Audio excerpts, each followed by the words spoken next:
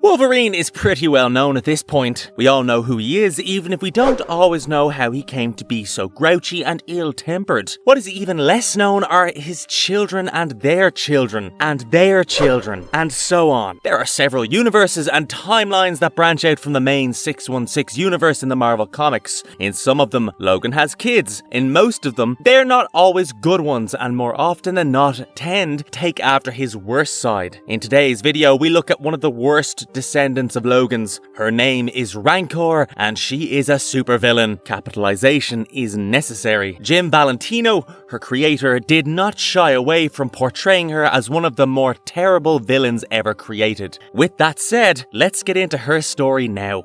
Before we go into our explanation, we have a very small request. If you like our content, please support us by subscribing to our channel. This is a small click for you, but for us it means a lot. Thank you. Let's begin. Who is Rancor? In one of the many alternate timelines that exist in the Marvel Universe, the Earth is invaded by Martians and the mutant population is almost extinct. Magneto rallies and gathers the remaining members of the mutant population and some humans and leaves Earth in search of a true haven for mutants. He does not survive the journey, which takes centuries to be completed. He battles Apocalypse and both of them die in the end. The remaining mutants all turn to Wolverine for guidance, and he does guide them and helps them find a just barely habitable planet that will suit their needs and names it Haven in Magneto's memory. The people name Wolverine King of Haven, a title that he reluctantly bears, but eventually even Wolverine, who survived the centuries it took to find Haven and establish it, aged. It takes him some considerable time, but he ages and passes away, leaving Haven in the hands of his descendants. Logan's descendants do not all have the self-control he had and managed to inherit all of his worst qualities. They don't know how to rule and simply give in to their worst impulses. The worst of them all is Rancor, who is a 5th generation descendant of Logan. At just 16 years old, she claws out her father's heart to gain the throne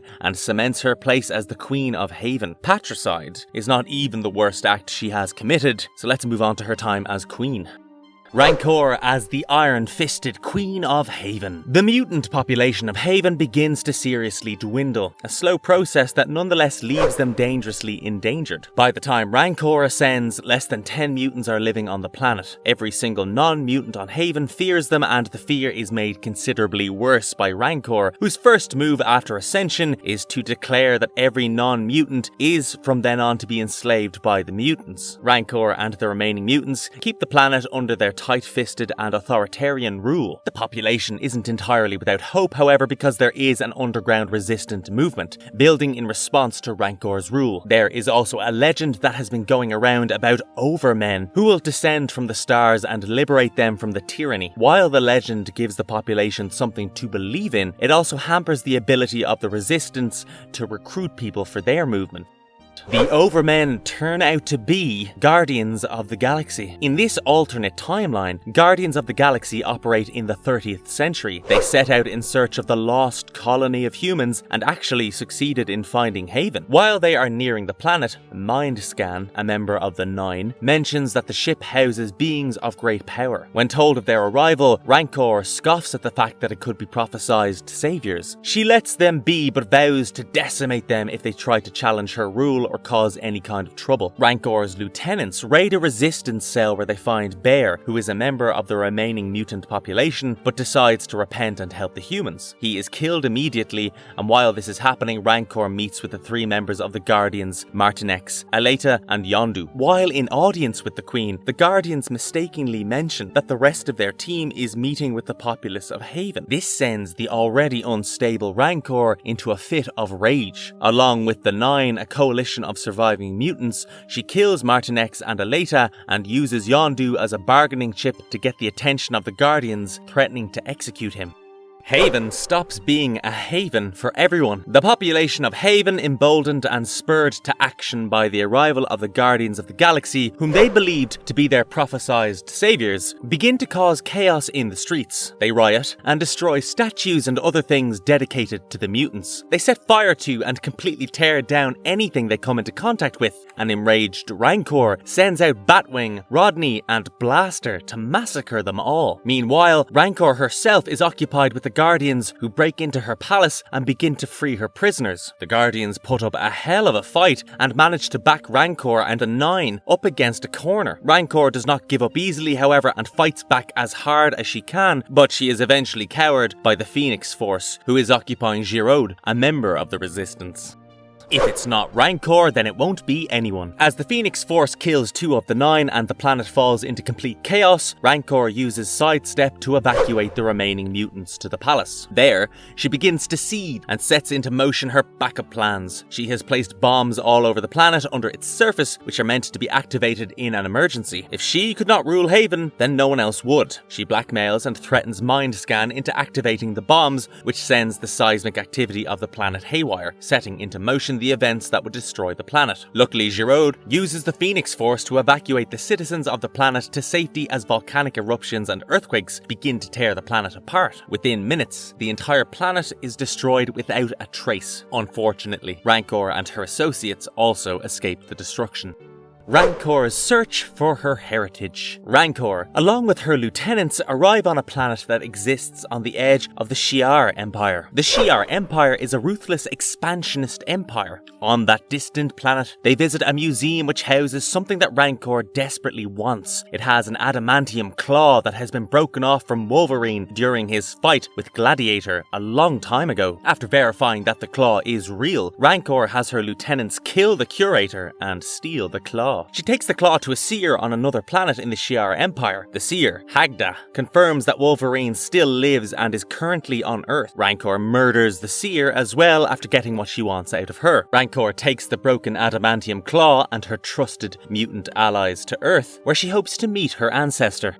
Rancor and Earth don't go well together. Rancor and her allies all land on Earth, on Madripoor to be exact. They believe that this is where Wolverine is and try to draw him in. All this does is attract the attention of the Guardians, who arrive to thwart them. They face off once again, but this time on Earth. It seems as if the 9 have the upper hand, but a savior appears in the form of Starhawk. The Guardians turn the tide in their favour, but then Mindscan senses a disturbance in Skyhawk's mind and manipulates that under orders from Rancor. Starhawk switches sides and starts helping the mutants instead. After Starhawk switches sides, Rancor and the gang head to Madripoor Palace, only to find it deserted. But Rancor's senses and Mindscan's powers both tell them that Wolverine has been there. The Guardians show up here too, and there is a fierce battle. But during the middle of the battle, they are transported to some remote place in Latveria. Rancor and the gang are imprisoned inside the Latverian village for weeks, during which the former queen raged and seethed, and demanded to know who would dare do such a thing. It turned out to be Dr. Doom. Yes, that Dr. Doom, the one that everyone believed to be dead, but had somehow survived for centuries. Rancor attacks Doom, thinking him to be just a trick, but Doom is the real deal, and Rancor is no match for him. She only survives because Batwing pleads for her life.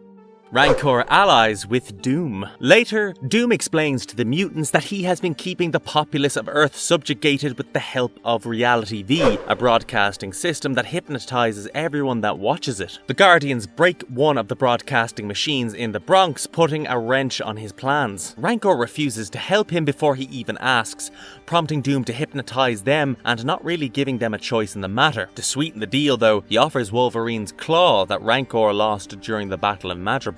Rancor reluctantly agrees. The gang manages to repair the tower in the Bronx, despite the troubles they run into on the way. Doom himself activates the tower and sets it to a particular frequency that will make the workers work themselves to death. The mutant gang is protected by implants in their ear. Rancor, who has neither forgiven nor forgotten the slight against her, decides to use this opportunity to kill Doom. She sneaks into his room in the night, planning to use the adamantium dagger she has on him, but Doom wakes up in time, foiling her plans. Fortunately, the effort is not for nothing because she finds out that Doom is searching for the remaining Inhumans.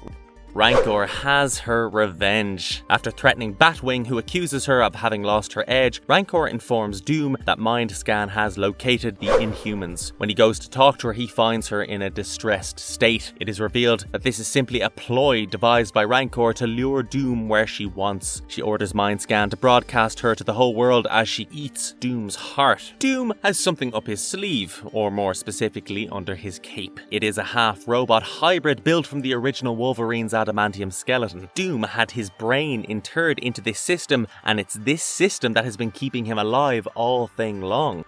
Doom proves to be too smart. The two are now engaged in a fierce battle, with Doom refusing to outright kill her because he wants her to suffer more. Rancor uses an opening to take out one of his eyes with her adamantium dagger, after which it becomes a little easier for her to evade him due to losing his depth perception. This also causes him to accidentally slash open a cable, which fills the room with vision obscuring smoke. Rancor, seeing an opportunity, uses the cable to electrocute him. She then declares herself the winner to the whole world via the reality V, but Doom gathers himself enough to stab her in the back, which puts her in a critical state. Before he can finish her off, however, Yellowjacket, a member of the Guardians, drives him off and carries her to their ship. The rest of the Guardians destroy the reality V complex, freeing the people of Earth from Doom once and for all. On the ship, Rancor regains her faculties and her abilities long enough to try and fight the Guardians, but is quickly subdued. Sidestep, a member of the Mutant Nine, then teleports her away to some distant place, a place where she hopefully won't disturb anyone again.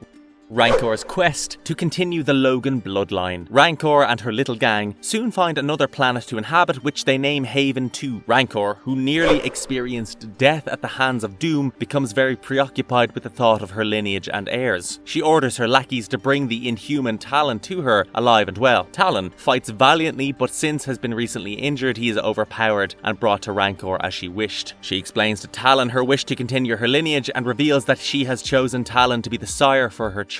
The injured and bound Inhuman can do nothing as Rancor rapes him and impregnates herself. Talon later manages to escape, but Rancor isn't interested in him anymore, having got what she wanted from him. What makes Rancor so powerful? So where does Rancor get all her powers, and what makes her such a formidable force? Let's dive in. Rancor is very similar to her ancestor in terms of her powers and abilities. One of them is regeneration. While she can't regrow organs or limbs like Wolverine, her regenerative powers are still impressive. She can hold a severed limb up to her body while her tissue connects and heals itself. Most cuts, bruises, punches, and wounds of any degree are not a matter to her at all, as her body heals itself without any issue. Her healing capabilities is better than even most mutants and Inhumans, or even any member of the alien species. This regeneration also ensures that she is impervious to most diseases and illnesses. Rancor also ages very, very slowly. How slowly she ages and how long she can live naturally is still currently unknown, but it can safely be compared to Wolverine's. Rancor's senses are advanced and impressive too. All of them have been dialed up to the maximum. She has perfect vision during both day and night, and can see things normal humans cannot. She can also see much further than most humans. Perfect hearing also comes with this package, as she's able to hear things on a different frequency and from a longer distance. But her most special sense is her sense of smell, as she is able to differentiate and identify who it is based on just their scent. She can also remember scents for a long time and can track the scents. Another gift, thanks to her regeneration, is super strength. She can exert her muscles and skeletal system to a degree unimaginable to most humans, and she can lift up to 2 tons. Accelerated healing and impeccable musculature mean that her body doesn't fatigue easily. In fact, she can go for days before she starts feeling the tiredness and her response time begins to lag. She is super agile and has flawless coordination, plus reflexes that are beyond the scope of any normal human. She has to be, in order to face off against multiple members of the Guardians and come out relatively unscathed. While Wolverine's claws come out of his knuckles, Rancor's claws extend out of the tips of her fingers. She uses these very cleverly, and they are a huge asset to her. They can cut through most conventional materials, even if they are not made of adamantium like Logan's. Rancor's costume is designed to be similar to Wolverine's, and she has made a dagger out of Logan's claw. This is the same one she uses when she faces off against Doom. Marvelous verdict. A female supervillain that isn't made out to be soft. Rancor is someone whom you revile but are still interested in at the same time. And if you liked our content, don't forget to leave a like and subscribe to us if you haven't already. Have a good one and be safe. Thanks everyone.